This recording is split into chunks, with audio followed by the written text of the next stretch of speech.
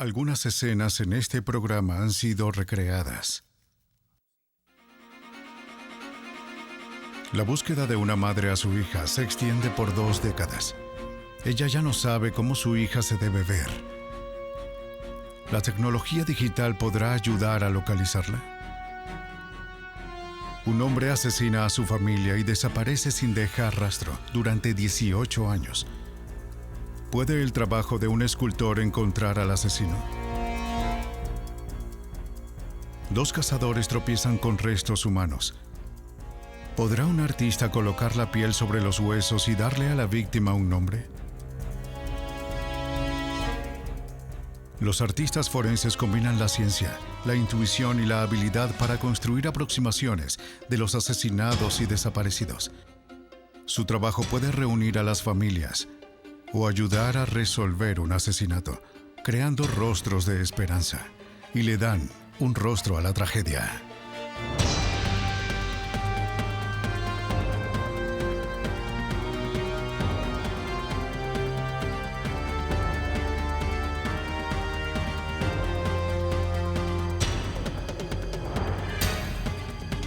Los nuevos detectives, casos estudiados por la ciencia forense.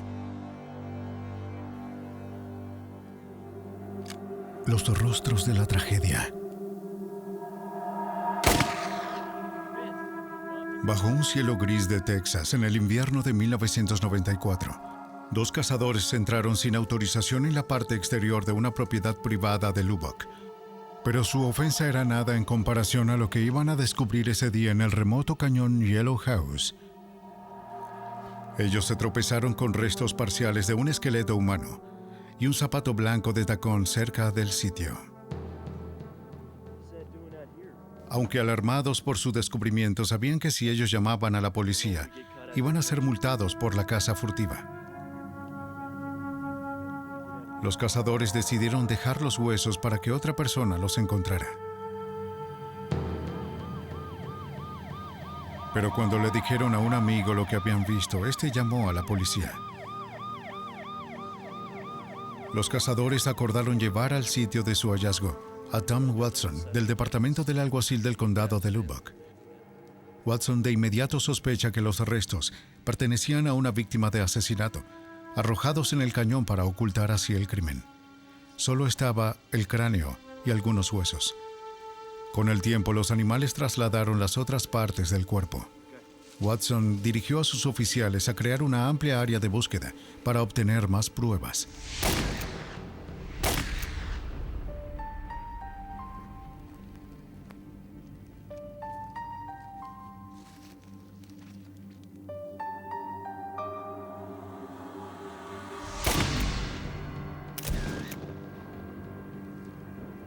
Una vez que la escena del crimen había sido documentada, se llamó al patólogo del condado para que analizara los huesos.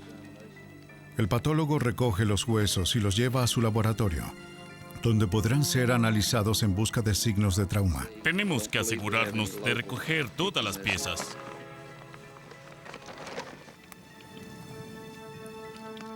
Se confirma la sospecha de Watson. La víctima fue asesinada. La parte superior del cráneo tenía varias marcas de heridas con arma blanca, suficientes para asesinar a una persona. El caso oficialmente es un homicidio. El día siguiente, Watson vuelve al cañón para recoger más pruebas. Para capturar al asesino, primero tiene que nombrar a la víctima. Pero en su búsqueda no descubrió ningún tipo de identificación. Solo llevaba puestos los zapatos. Para identificar a su víctima necesitaba con urgencia algo más para seguir adelante. Lo primero que tenemos que hacer es determinar si se trata de restos masculinos o femeninos y la edad aproximada. Hay que comprobar las estadísticas contra las posibles personas perdidas que tengamos a nivel local. Y si no se encuentra nada allí, expandirlo para cubrir todo el estado y luego a Nuevo México y Oklahoma. Si todavía no la tengo identificada, entonces buscamos a nivel nacional. El equipo de búsqueda recuperó más huesos y por suerte casi todos los dientes de la víctima, pero solo eso. No se observaron efectos personales que puedan dar una idea de quién era la víctima o cuándo se produjo el asesinato. Watson le entrega los huesos a un patólogo forense, el cual llega a la conclusión que la víctima era una mujer blanca de 18 a 24 años. El desgaste de los huesos indica que ha estado muerta por lo menos 2 años. Los rellenos de dientes en la mandíbula inferior y una funda dental en el maxilar superior ofrecen más características para la identificación. Le hicieron rayos X para poder compararlos con registros dentales de hembras blancas de la misma edad que han desaparecido. Observando la radiografía, Watson comenzó una búsqueda para conseguir un equivalente. Persiguió a docenas de pistas potenciales, algunas desde muy lejos como Nueva Jersey, pero ninguna coincidió con los registros dentales de la mujer encontrada en el cañón Yellow House. Hasta ahora su investigación no lo ha llevado a ningún lado. Mientras tanto, un asesino permanece libre. Watson necesitaba más que los huesos y los dientes de la víctima para identificarla. Necesitaba dar un rostro a la mujer. Para eso, él se dirigió a uno de los principales expertos de Estados Unidos en la reconstrucción facial. Karen Taylor ha trabajado en el Departamento de Seguridad Pública de Texas, en Austin, durante 16 años. Como artista forense, ella ayuda a identificar los esqueletos, recreando cómo la persona se veía cuando estaba con vida. Sus imágenes son distribuidas por la policía y los medios de comunicación, con la esperanza de que se identifiquen los restos. Utilizando las técnicas que ha desarrollado a lo largo de los años, Taylor ha tenido un éxito notable. Ella sirve a jurisdicciones policiales a través de Texas y trabaja en casos de todo el país. Su trabajo la mantiene muy ocupada. La mujer sin identificación del cañón Yellow House fue una de las muchas personas sin nombre en espera de un rostro.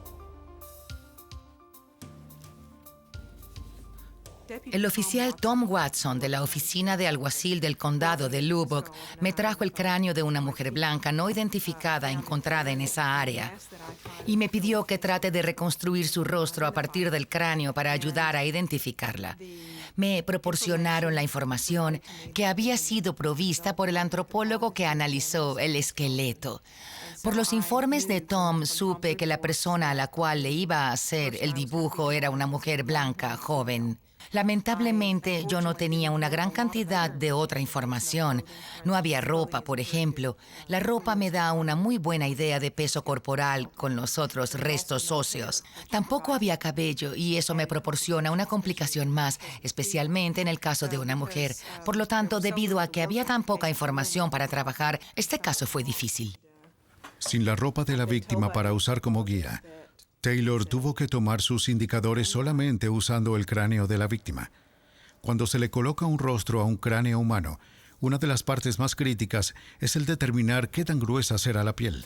Taylor se basa en tablas estándar sobre medidas desarrolladas por antropólogos forenses y clasificados por sexo y raza.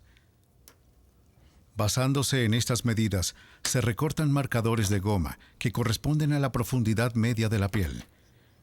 Ella los pega sobre el cráneo, creando marcadores antropológicos, unos 21 puntos, como lo son las mejillas y la barbilla. Cuando los marcadores están en su lugar, se toman fotografías del cráneo.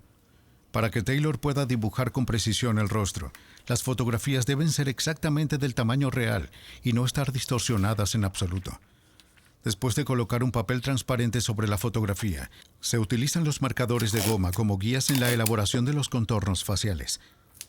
Este es el primer paso en la recreación de la imagen que puede conducir a la identidad de la víctima.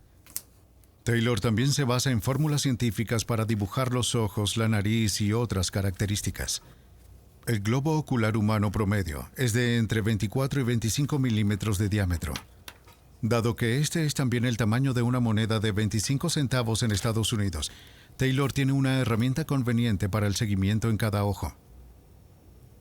También sé por la lectura de algunos textos de oftalmología que la persona promedio tiene un diámetro, una anchura de iris que está comprendida entre 11 y 13 milímetros y tengo pequeñas líneas rojas en esta escala que muestran el rango promedio. Así que He comprobado en un número de personas, y parece ser cierto para casi todo el mundo, la mayor parte de iris de todo el mundo va a caer justo en ese rango. Taylor se basa en su conocimiento de la anatomía para dibujar los párpados. En muchas personas, la cavidad orbital tiene una pieza elevada del hueso en su borde exterior. El borde interior de la cavidad tiene otro punto de referencia óseo. Estos son los puntos de unión para el ligamento que se extiende a través del globo ocular y controla el movimiento de los párpados. Nuestros párpados superiores se curvan ligeramente, un poco más que los inferiores. Ellos tienden a descender ligeramente por encima del iris cuando se observa a una persona. Taylor luego dibuja la nariz de la víctima, basándose en algunas reglas básicas y guías proporcionadas por el cráneo. Sorprendentemente, tenemos suficiente y buena información sobre la nariz para ayudar a predecir el aspecto de la nariz basado en las pistas óseas. Debido a que la víctima era una mujer blanca, Taylor sabe que debe añadir 5 milímetros a cada lado de la abertura nasal, que representa la anchura de la nariz. Si la víctima hubiese sido afroamericana, Taylor debería añadir 8 milímetros a cada lado. Una espiga ósea en la base indica en qué medida se proyecta la nariz. Ese poco de hueso me dice que la punta de la nariz es hacia abajo, o si la punta es hacia arriba, o si es nivelada. Lo que estoy viendo en el perfil para determinar el ángulo del tabique nasal me da una pista. En este caso, se trata de un tabique nasal hacia arriba, así que quiero una punta de una nariz elevada. Ella tiene una pequeña nariz juvenil y el tabique nasal me dice que es ajustada en la punta. Cuando la boca está relajada, los labios tienden a cubrir los 6 dientes delanteros. Cuando sonreímos, mostramos alrededor de 10 dientes. Taylor dibuja la boca en una expresión relajada para darle un aspecto neutro a la mujer no identificada. Así que si hago una marca en la parte exterior de los caninos, esto debería darme una aproximación del ancho de la boca. Se puede ver la sombra de la línea de las encías en el borde del esmalte de los dientes. Esto nos da una idea de la dimensión vertical de los labios. Nuevamente sé que ella es joven y blanca. Por lo tanto, pienso en eso al dibujar sus labios. A partir de un cráneo sin rostro, Taylor pronto creará la imagen de una mujer. Ella espera que pueda darle un nombre a la víctima, y tal vez el nombre del asesino. En lo que Karen Taylor agregó los toques finales a su retrato de la mujer no identificada, renace el rostro de la víctima. Ahora la mujer está lista para su publicación. El dibujo de Taylor se mostró en los diarios locales, dando a cualquier persona que reconozca a la mujer la oportunidad de proporcionar información sobre ella. Para el alguacil del condado de Lubbock, Tom Watson, la publicación fue un momento decisivo en el caso. Este caso fue muy frustrante en los primeros 6 meses porque no éramos capaces de identificarla. Estábamos a final de todas nuestras opciones en cuanto a conseguir la identificación. Y hasta que se realizó y obtuvo el dibujo forense. Y una vez que se publicó en los medios de comunicación, una semana después recibimos 2 llamadas que nos dio el nombre de la chica muerta. Las personas que llamaron identificaron el dibujo de Taylor como Belinda Kay Tillery, que había estado perdida durante 2 años.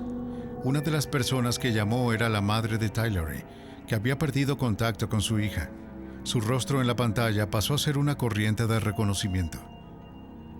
Ahora, con un nombre que va con el rostro, Taylor obtuvo una copia de la fotografía del permiso de conducir de Belinda Tillery.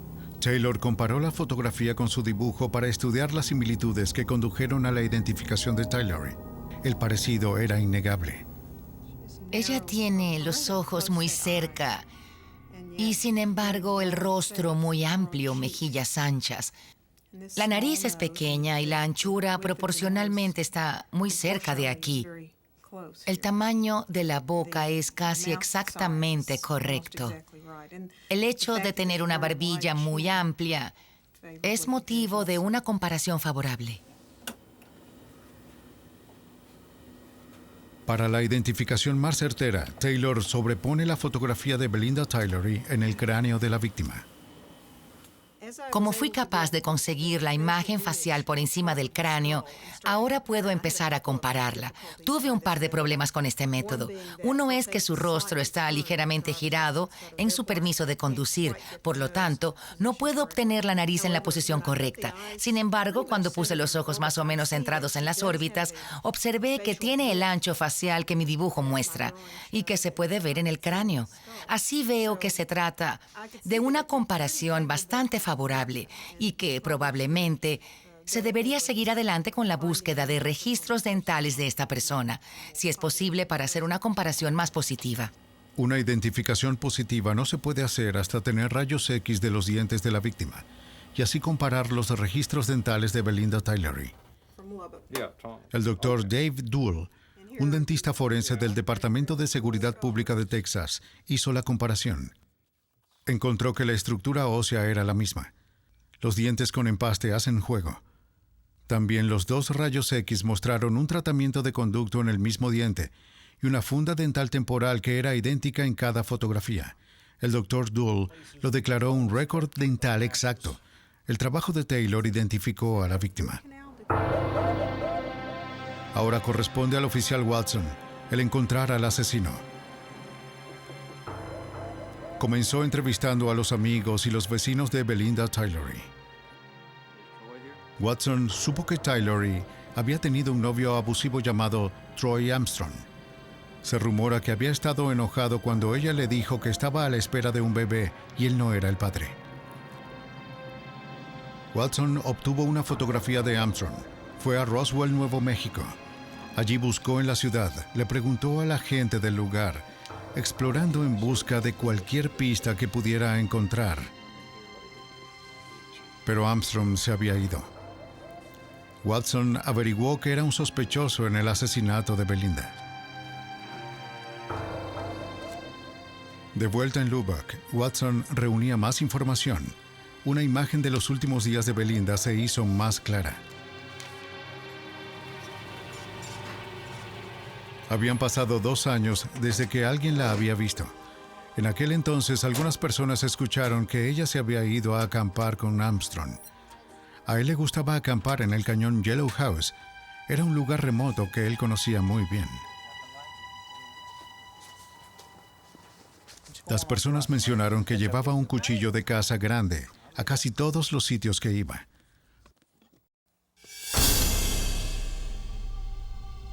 Las piezas fueron encajando.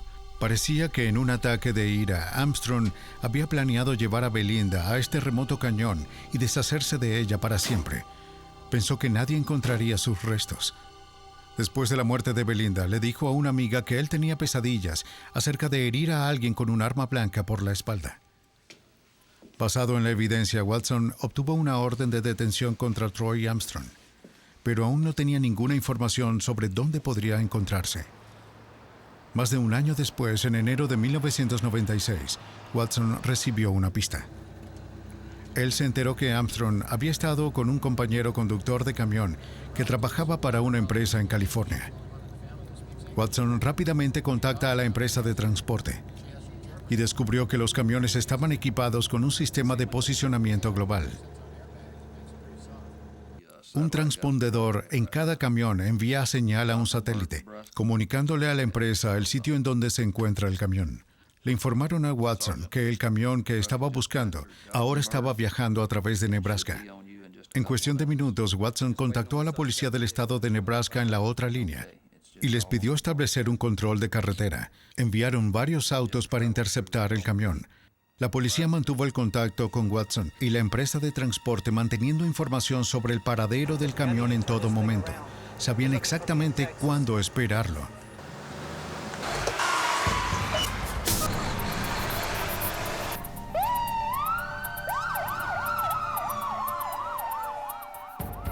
Cuando el camión venía por la carretera, el conductor vio la barricada adelante.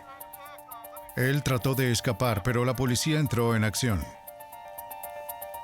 Cuando el camión se detiene, los oficiales se acercaron. Dentro del camión, Troy Armstrong estaba escondido. fue arrestado por el asesinato de Belinda Tillery. En ese momento, la evidencia contra él había aumentado. Una exnovia y otras personas admitieron que había confesado haber matado a Tillery. El 5 de diciembre de 1996, Armstrong fue acusado por asesinato y condenado a cadena perpetua.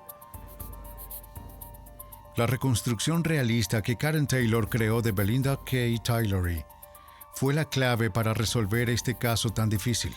Sin ella, la víctima nunca habría sido identificada y el asesino nunca se hubiese llevado ante la justicia. La artista Taylor se basa en lápiz y papel para capturar sus retratos. En otros lugares, los científicos están empezando a aplicar la tecnología digital para lograr un objetivo similar. En la Universidad Estatal de Colorado, en Fort Collins, están desarrollando los equipos para crear el rostro desde un cráneo con la exactitud de un láser. Patrick Fitzhorn, profesor de ingeniería mecánica y estudiante del tercer ciclo, está combinando diseño asistido con tecnología láser.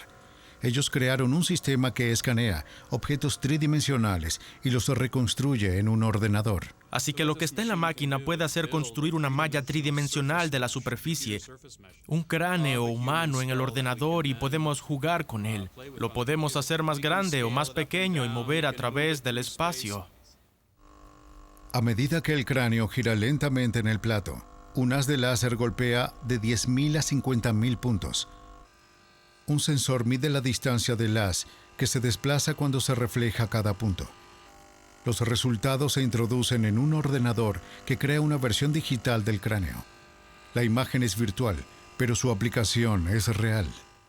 Obviamente lo que queremos hacer con el cráneo es fijarlo en el espacio y tomar una fotografía facial digitalizada. Con eso mapear la fotografía en el cráneo para ver si hay una coincidencia o no. Una fotografía del posible propietario del cráneo también se escanea. La fotografía digital puede ser limpiada y enfocada. Aquí, Fitzhorn toma la fotografía semitransparente para poder superponer encima del cráneo. Ahora él puede comparar sus características. Aquí puede ver los dientes, el puente de la nariz, los ojos, el globo ocular en su órbita, el final del pómulo, la línea de la mandíbula, también la parte baja de la mandíbula. Actualmente, un artista forense se basa en la mejor estimación para determinar si una fotografía coincide con un cráneo. Él toma las medidas y superpone una fotografía sobre el cráneo. Pero si la foto fue tomada desde un ángulo extraño, podría distorsionar los resultados. Y ahora que estamos viendo aquí cómo se orienta el cráneo, se puede ver cómo gira con los aspectos de la fotografía.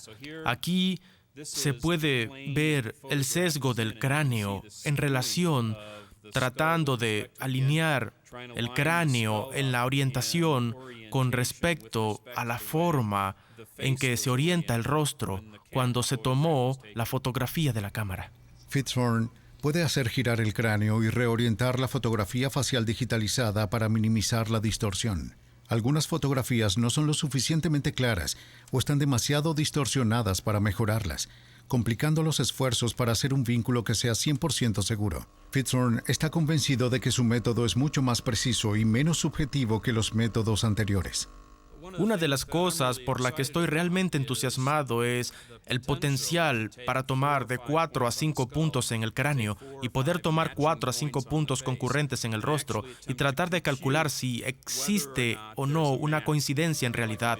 Lo que nos gustaría ser capaz de hacer es calcular este ajuste numéricamente en un ordenador y ser capaz de decir algo como: esto es una probabilidad del 95% de una concurrencia, o se trata de una probabilidad del 35% de una coincidencia.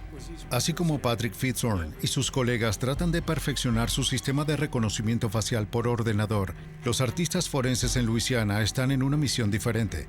En lugar de aplicar la tecnología digital para identificar a los muertos, ellos están tratando de usar sus técnicas para encontrar a los vivos. En este caso, una chica que ha estado perdida durante más de 20 años. En 1976, en un pequeño pueblo de Luisiana, una discusión familiar se volvió amarga. No fue la primera vez que Ginebra Martin y su hija adolescente discutían. Pero lo que comenzó como un típico conflicto madre e hija, pronto se convirtió en un calvario de 21 años para Ginebra Martin. Ella tenía 16 años de edad, ya sabes. Dejó saber su opinión, dejé saber mi opinión y... ella no tenía la razón. La discusión terminó como cualquier otra. Las dos volvieron a sus tareas sin decirse ni una palabra. A continuación, Donna decidió irse. Dijo que iba a casa de su abuela. Eran las 2:30 de la tarde. A las 5 de la tarde, ella no había regresado. Su madre salió a buscarla a casa de su abuela preocupada, pero Donna no estaba allí. Su abuela dijo que Donna había ido al lado a jugar cartas con su tía Peggy. Así que no pensé nada más al respecto. Regresé a casa. Cuando observo el reloj, eran las 9 de la noche y mi hija aún no había llegado. De inmediato salí a buscarla a casa de Peggy. Donna Martin se había escapado de casa antes, pero esta vez parecía no regresar. A pesar de muchos intentos de búsqueda, ha pasado casi un año sin que Ginebra Martin haya tenido noticias de su hija. A continuación, una amiga de Donna le dijo a Ginebra que la había visto en el camino y le ofreció llevarla a un apartamento que compartía Donna en Baton Rouge. Ginebra, queriendo desesperadamente arreglar las cosas con su hija, fue a buscarla. Cuando llegó allí, el apartamento estaba vacío. Todo lo que quedaba era el nombre de Donna en el buzón. El gerente confirmó que Donna había estado viviendo allí. Le mostré una fotografía de Donna al gerente y me dijo que sí, que fue la joven que había vivido en el apartamento con otra pareja casada. A partir de ahí no encontramos nada. A pesar de todo lo que hizo para encontrar a su hija, la pista se mantuvo fría durante más de 20 años. Hoy en día, Ginebra Martin espera que los investigadores de la Universidad del Estado de Luisiana le ayuden en su búsqueda. La antropóloga forense Maria Mannheim y la artista forense Eileen Barrow utilizan ordenadores para simular el proceso de envejecimiento. Si son capaces de producir una imagen precisa de Donna Martin hoy a los 37 años, su madre puede tener la oportunidad de encontrarla. La antropología forense de LSU y Servicios de Mejora de Ordenador, o FACES, por sus siglas en inglés, es un programa ambicioso que está recogiendo datos sobre las sutilezas del rostro humano. Entre sus objetivos está desarrollar normas precisas a la medida para el espesor del tejido en el cráneo humano. La información es utilizada por artistas forenses que tratan de construir los rostros de los huesos descubiertos. Hasta ahora se apoyaban solo en mediciones basadas en cadáveres. La doctora Mannheim cree que el uso de personas producirá mediciones mucho más precisas. Mediante el uso de modelos vivos, Mannheim puede seleccionar una gama de estadísticas mucho más amplia y completa.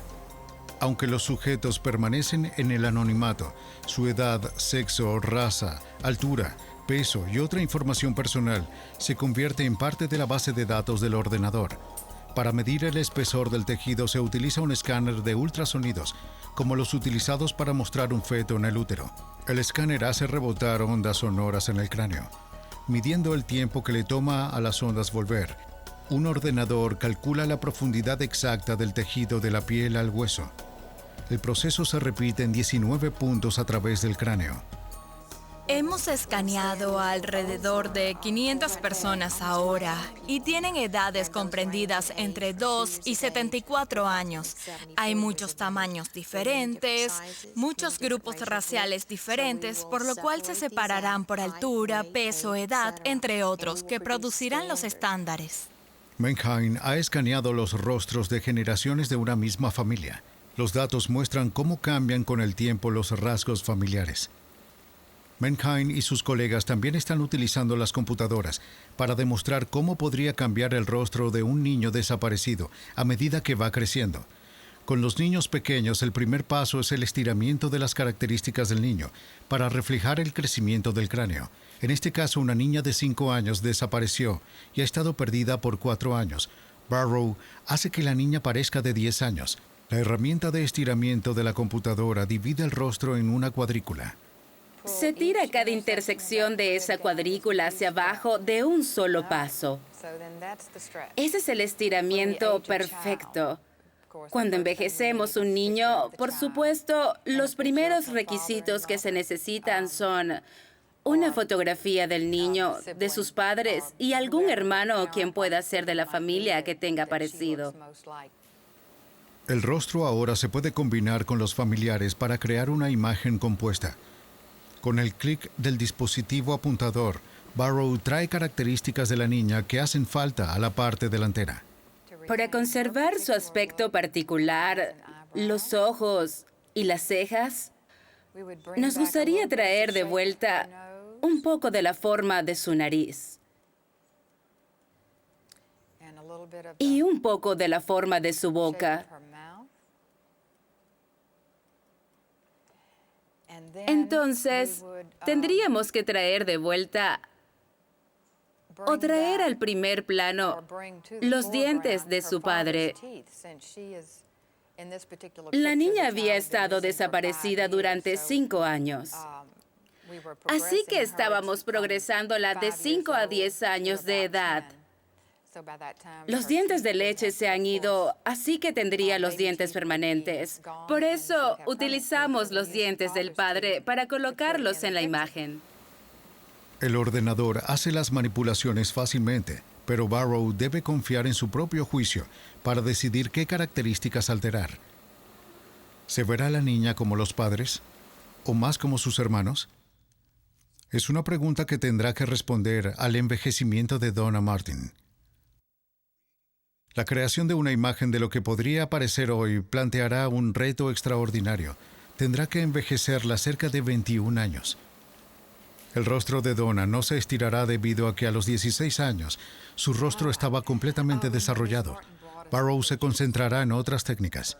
En primer lugar, las fotografías de familiares cerca de la edad de Donna serían escaneadas en el ordenador. Debido a que los miembros de la familia tienden a envejecer por igual, esto ayudará a guiar a Barrow mientras toma decisiones sobre el envejecimiento de Donna. Mediante el estudio de las fotografías, Barrow puede empezar a ver en qué momento los familiares comienzan a mostrar las líneas alrededor de la boca y la severidad que podría tener. También puede ver cuándo empiezan a caer barbillas y el cuello.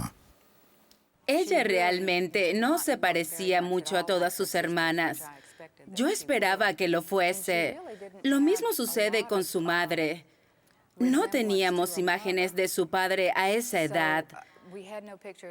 Entonces decidí que lo mejor sería intentar fusionarla a ella con su madre. Para combinar la imagen de Donna Martin con los 40 años de su madre, Barrow primero debe alinear y cambiar el tamaño de las fotografías. La fotografía de Donna es una vista en un ángulo de 3/4. Para alinearla con la de su madre, Barrow debe ajustarla para que muestre una vista frontal. Ahora lo que ocurre aquí es que la imagen de la madre es un poco más grande que la de ella. Entonces hay que reducir el tamaño de la fotografía de la madre. Y eso significa que la reducción del tamaño es para tratar de adaptarse a la otra. Siempre hay que mantener los ojos alineados.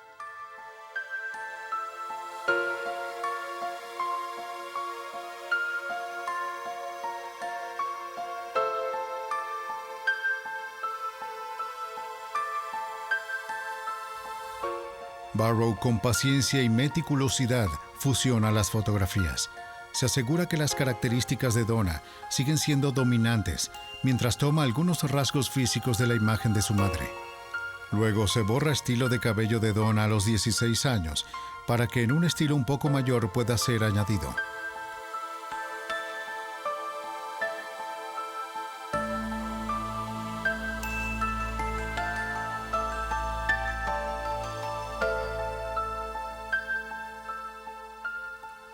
Finalmente, la transformación es completa. Donna Martin, de 16 años de edad, se ha convertido en una mujer de 37 años. Bien, se parece mucho a nuestra familia. Por extraño que parezca, se parece más a la familia de mi marido. Ginebra Martin distribuirá la imagen de Donna a nivel nacional.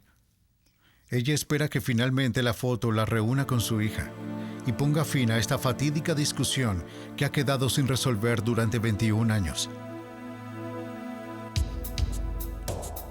El trabajo de un artista forense puede llevar a una hija con su madre. En uno de los casos más aclamados del arte forense, otro artista utilizó sus habilidades para llevar un asesino a la policía. En 1971, la quieta apariencia de una comunidad próspera fue destrozada por un crimen brutal. Un contador exitoso, John Emil List, vivía con su familia en una mansión en Westfield, Nueva Jersey, cuando su fortuna descendió. En noviembre de 1971, List empezó una nueva vida, pero primero tenía que poner fin a su vida actual. Él asesinó a toda su familia, su esposa, 3 hijos y su anciana madre. Luego arrastró los cuerpos dentro del salón de fiestas y los colocó cuidadosamente en una fila.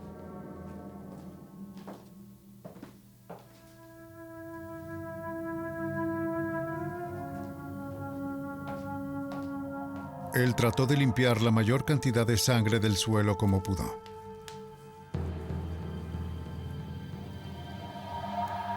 Él también se sentó a escribir una larga carta de confesión.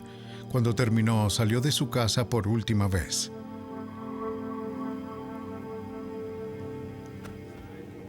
Pasó un mes antes de que la policía de Westfield recibiera una llamada de una mujer preocupada por sus vecinos.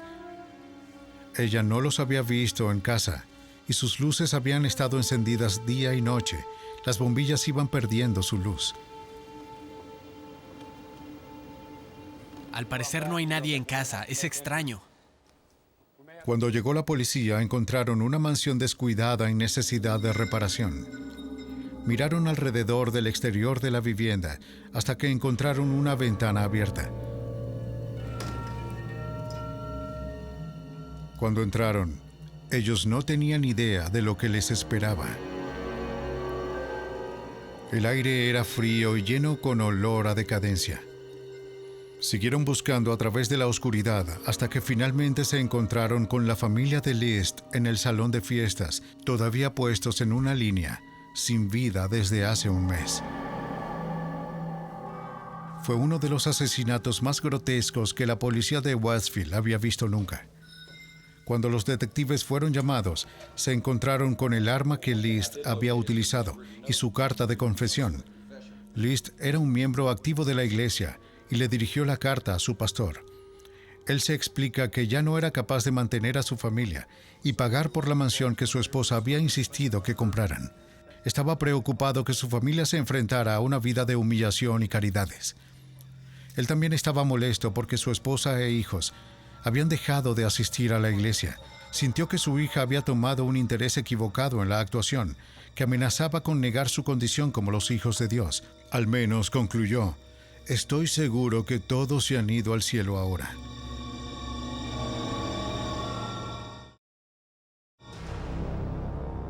Después de asesinar a su familia, List dejó su auto en el aeropuerto Kennedy de Nueva York y tomó un autobús con destino fuera de la ciudad. Se ocultó cuidadosamente de su crimen. Pasó un mes antes que se dieran cuenta de su desaparición. La policía y el FBI realizaron una búsqueda en todo el mundo, pero nada se presentó. 18 años más tarde, el detective Bernard Tracy de Nueva Jersey estaba todavía en el caso. Él quería hacer un último esfuerzo para encontrar a John Emil List, recurriendo a los expertos que combinan arte y ciencia para envejecer el rostro humano. Un retrato exacto de John List como un hombre de mediana edad podría alertar a alguien en algún lugar para entregarlo. Lo único que puedo decir acerca de la investigación de John List en 1971 es que trataba de una investigación técnica de la mejor calidad. Tracy fue asignado al caso en 1974, tomando el relevo de los detectives que habían estado en el caso por 3 años. La investigación fue una de las más complejas jamás llevada a cabo por la policía de Nueva Jersey. En su búsqueda de pistas, los detectives realizaron perfiles psicológicos de List y su familia. Hicimos perfiles en las víctimas. Este era el hijo de John List, su hijo mayor. Federico tenía 13 años en el momento. Y su hija, Patricia, tenía 16. Aunque el caso se había dejado en 1974, Tracy estaba convencido de que John List aún estaba vivo. El caso en común es que cuando un ser humano asesina a las personas cercanas a ellos, se matan a sí mismos poco después. Si él no se encontró muerto meses después, como una víctima de suicidio, entonces yo creía que aún podría estar vivo, solo faltaba saber su paradero. En un esfuerzo por descubrirlo, Tracy convenció a un productor de televisión para incluir el caso en su serie sobre fugitivos de la justicia. El productor a su vez recurrió a la experiencia del artista forense Frank Bender, de Filadelfia, para esculpir el rostro de List y cómo podría parecer a los 63 años.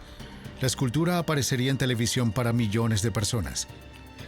Si Bender podía producir una buena imagen de John List 18 años después del crimen, él finalmente podría ser encontrado. Para guiar a su imaginación mientras se añade años a su rostro, Bender revisa cuidadosamente los antecedentes del sujeto y sus hábitos, a sabiendas de que es poco probable que cambien. El comportamiento puede influir en la forma en que una persona envejece. Antes de iniciar el proyecto de List, Bender investiga a fondo al sujeto. Se refirió a los aspectos psicológicos de List con los psicólogos forenses y expertos de la policía. Él no se tranquilizó, lleva un lazo. Se trata de mantenerse en control. Todavía vas a usar el mismo tipo de corbatas. No creo que eso vaya a cambiar. He estado yendo a la iglesia los domingos y tan a menudo como pueda para tratar de conseguir la sensación de lo que ese medio ambiente era. Cualquier pista que la policía le dio acerca de List ayudó a Bender a formar una imagen de la manera en que puede haber envejecido. Estilo de vida, el peinado, hábitos, factores hereditarios. Entonces yo hago mi propio perfil psicológico, como lo he hecho en numerosas ocasiones, o como en este caso, traer un psicólogo forense e ir hacia atrás y adelante con este individuo. Caminar por la ciudad durante unos 2 o 3 días, realmente llegar a conocer a esta persona, poner mis pies en sus zapatos, y en cierto sentido uno debe convertirse en la persona para poder mantenerse un paso adelante de ellos visualmente.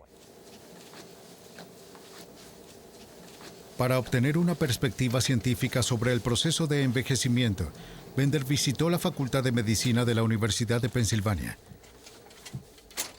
Aquí se consultó con el Dr. Scott Bartlett, un experto en cirugía craneal y en la reparación de las deformidades congénitas del rostro. El conocimiento del Dr. Bartlett sobre el proceso de envejecimiento, como es reflejado en el rostro humano, le hizo un valioso aliado. Bender tenía curiosidad acerca de la aparición de una cicatriz detrás de la oreja luego de una operación. La cicatriz es de su oreja hasta el cuello. Yo diría que tiene la cicatriz algo más hacia el lado de la cabeza, y yo supongo que si tuviera una operación grande, podría tener una cicatriz bastante significativa justo aquí. El Dr. Bartlett señaló que a medida que List envejece, las arrugas y pliegues en el cuello podría hacer la cicatriz menos notoria. Los dos también discutieron cómo el envejecimiento afecta a los párpados y las cejas, que pueden cambiar significativamente en mayores de 18 años.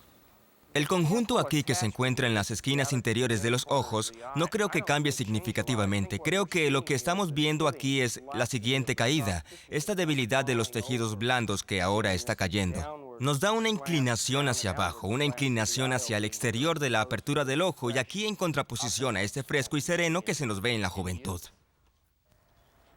En última instancia, Frank Bender aplicaría su propia intuición para lo que aprendió sobre el caso. Bender ha sido un escultor durante más de 30 años, mostrando su obra en galerías y museos de los Estados Unidos. La mayor parte de mis estudios son en comportamiento humano. Soy una persona de personas. Cuando voy a la playa, no veo el océano. Me gusta estudiar a las personas, cómo interactúan, cómo se ven, las diferencias, lo que hace cada individuo.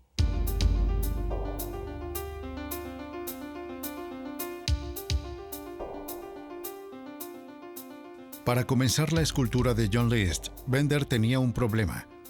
Tuvo que construir un modelo tridimensional. Sin embargo, la única fotografía disponible de List era una vista frontal. No habían cuadros que muestren una vista de 3/4 o de lado. Bender podría basarse en su experiencia como fotógrafo comercial para estudiar la fotografía y analizar en sus 3 dimensiones sobre la base de luces y sombras. Ahora, con los fugitivos, se tienen fotografías antiguas. Lo más importante con un fugitivo es mantenerse dentro de los parámetros del cráneo. Lo mismo que la reconstrucción facial. Aquí es donde las similitudes se encuentran. Alargar la cabeza, que teóricamente está cambiando la forma del cráneo. La fundación, debajo. Mientras trabajaba en su escultura, comprobó su trabajo con superposiciones de acetato, hechos de la vieja fotografía de 20 años. Yo tomé una fotografía antigua, la amplié al tamaño natural. Luego puede estar por encima de la escultura y cuando estoy trabajando en él, puedo asegurarme de que estoy dentro de los parámetros del cráneo. En lo que el rostro comienza a salir de la arcilla, Bender se adentró aún más en la mente de John List. Sentí que John List quería ser especie de un individuo genérico. Ya sabes, quería mezclarse, no quería crear ruidos.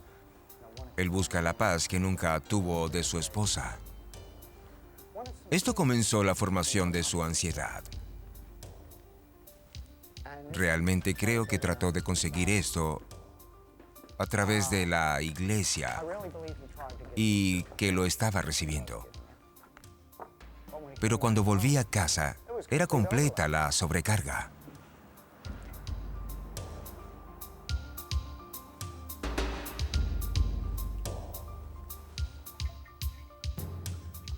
Una vez que la escultura preliminar fue completada, Bender y su asistente hicieron un molde de yeso.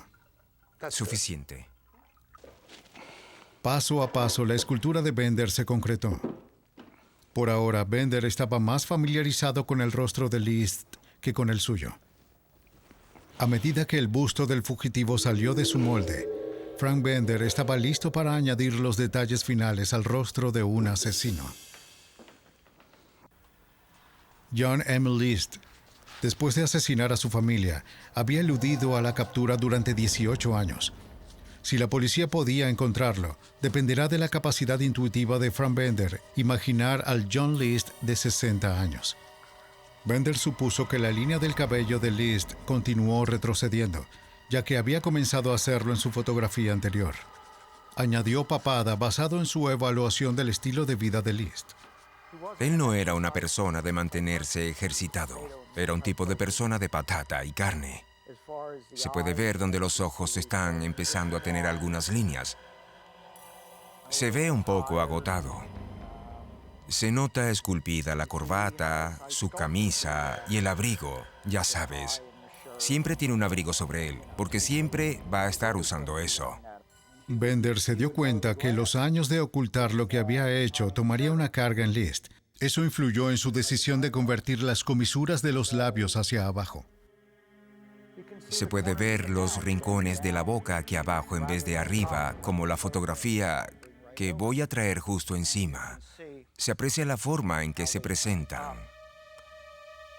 Después de 20 años estoy entendiendo que descienden. No toda su boca, bajando solo las esquinas.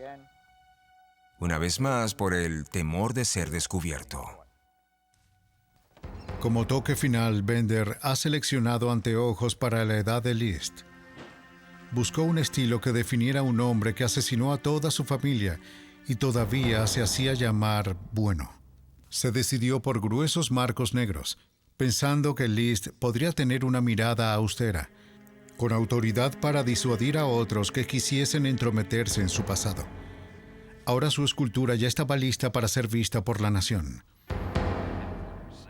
El 21 de mayo de 1989, millones de personas en los Estados Unidos vieron la escultura de John M. List de Frank Bender. ¿Se vería la figura suficientemente buena como para atrapar al asesino? Oh, santo Dios, ¿ese es el señor Clark? ¡Ricky! ¿Sí? ¿Ese es el señor Clark? Sí, tiene parecido. Uno de los espectadores era una mujer de Denver, Colorado. Cuando vio el busto, llamó al programa. Ella dijo que se parecía a su antiguo vecino Robert P. Clark, que se trasladó a Virginia. Buen día, ¿todo bien aquí? Buen día, somos agentes del FBI. Buscamos a Robert Clark. Buen día, se encuentra en la oficina 3. En el seguimiento de la pista, agentes del FBI encontraron un hombre que se hacía llamar Robert Clark en una oficina en Richmond, Virginia. Después de años de esconderse de un horrible asesinato, List estaba a punto de ver sus últimos días como un hombre libre. Cuando los agentes se acercaron a él insistió en que no era John List, pero en su cuello estaba la cicatriz reveladora, y sus huellas dactilares coincidían con las del asesino. Con esto, los agentes tenían las pruebas más allá de toda duda razonable que Robert P. Clark y John M. List eran de hecho el mismo hombre. Desde el asesinato, John List se había vuelto a casar y se recreó su vida como contable, seguro que los crímenes que había cometido en 1971 nunca se volverían a perseguirlo. Para el detective Bernard Tracy, era el final de una odisea increíble. Un asesino a sangre fría finalmente capturado después de 18 años. Por todas las cuentas, el parecido entre el busto creado por Frank Bender y el verdadero List era muy extraño. Creo que el busto era tipo... Una persona lo miraba y no tenía ninguna duda. Eso sería la gota que colmó el vaso, ese sería el punto. Si tenían duda acerca de llamar, entonces al ver el busto, eso sería lo que los llevaría por encima del borde y decir, tengo que hacer la llamada, gracias al busto. John M. List fue a juicio por el asesinato de su familia y condenado a cadena perpetua. Él y su nueva esposa, inocente, asistieron a una iglesia la noche en la que la escultura de Frank Bender se transmitió a nivel nacional. Como resultado, se perdieron la transmisión que le dio a John List otro nuevo comienzo en la vida, en la penitenciaría de Nueva Jersey. Armados con fotografías, datos científicos, perfiles psicológicos y el talento artístico, artistas forenses dan una nueva vida a los casos sin resolver. El uso de su conocimiento único de la fisiología humana y la naturaleza humana que pueden ayudar a localizar a los asesinos, ofreciendo las pistas que faltan a través del tiempo para llevar a los asesinos ante la justicia.